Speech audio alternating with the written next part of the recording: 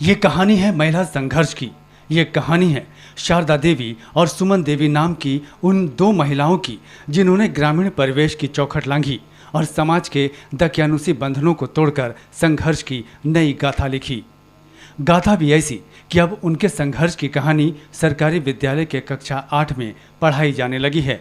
यहाँ से ही दूध को पूरा उत्पादन किया जाता है दूध का द्वारा। इसी दूध उत्पादन समिति से हमको ये सब बाजार में उपलब्ध रहता है। इसीलिए सब लोगों ने मिलकर महिला दूध उत्पादन समिति का संगठन बनाया, समिति का गठन किया।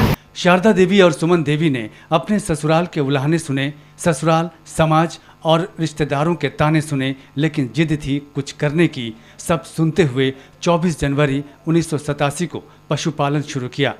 हार नहीं मानी और पशुपालन में जुटकर दूध का उत्पादन शुरू कर दिया।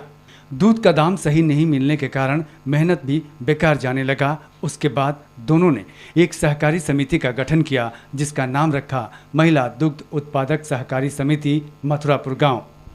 कितना लोगों के साथ जुड़े थे? उस समय बहुत कम था, 15 आदमी था। अब नहीं। अच्छा, क्या लोग सब कहता था, क्या कहता था उस समय? क्या कहेगा, सब सुधर गया धीरे धीरे। तो अपना आगे पहले ज़्यादा महिला आती, इससे आर्थिक स्थिति मजबूत हुआ है नहीं जी। अब इस समिति में कई महिलाएं धीरे धीरे जुड़ने लगीं और अपने दूध का उत्पादन इस समिति में पहुंचाने लगीं। धीरे धीरे ये दूध का स्टॉक सेंटर बन गया। यहाँ से पाटलिपुत्र डेयरी समेत कई डेयरी में सीधे दूध की आपूर्ति होने लगी। इससे गांव की आर्थिक स्थिति भी मजबूत होती गई। ताने देने वाले चुप हो गए, उल्हाना देने वाले गांव समाज के मुंह भी बंद हो गए। आज इस महिला दूध उत्पादन समिति में 500 से अधिक दुग्ध उत्पादक महिलाएं जुड़ी हैं। 87 कितना महिला है इस काम में? महिला 500 से ऊपर है। सब क्या करती है? सब क्या करती है? सब घरे के काम करते हैं, गाय भी पालती है, दूध देती है। महिलाएं गाय का दूध खुद से धोती हैं और सेंटर पहुंचाती हैं। अब गांव की हर महिला अपने घर में पशुपालन कर रही हैं।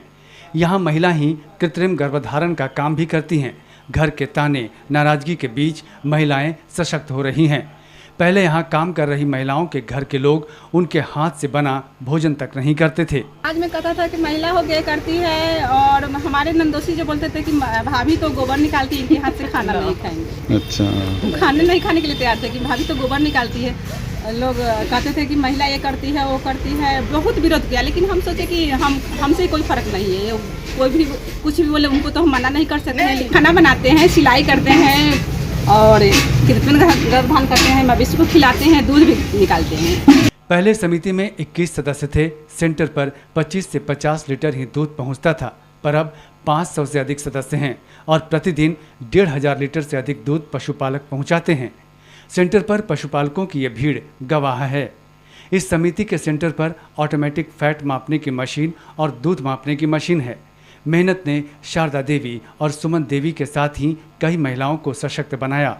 गांव की महिलाएं खुशहाल होती गईं तो मथुरापुर की महिला की संघर्ष की कहानी भी फैलने लगी और यही उनकी संघर्ष की कहानी अब स्कूलों की किताबों में पढ़ाई जाने लगी। महिला सशक्तिकरण का एक बहुत ही बड़ा उदाहरण है ये मथुरापुर का महिला दूध सेंटर।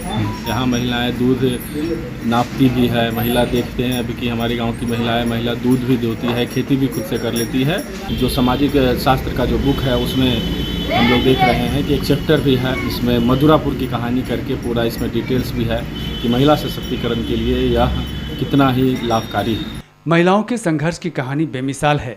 ठीक ही कहा गया है कि अगर कोई ठान ले तो न उम्र आड़े आती है, न शिक्षा और न ही परवरिश, विचार और न गांव समाज। शारदा देवी और सुमन देवी के संघर्ष ने यही साबित किया।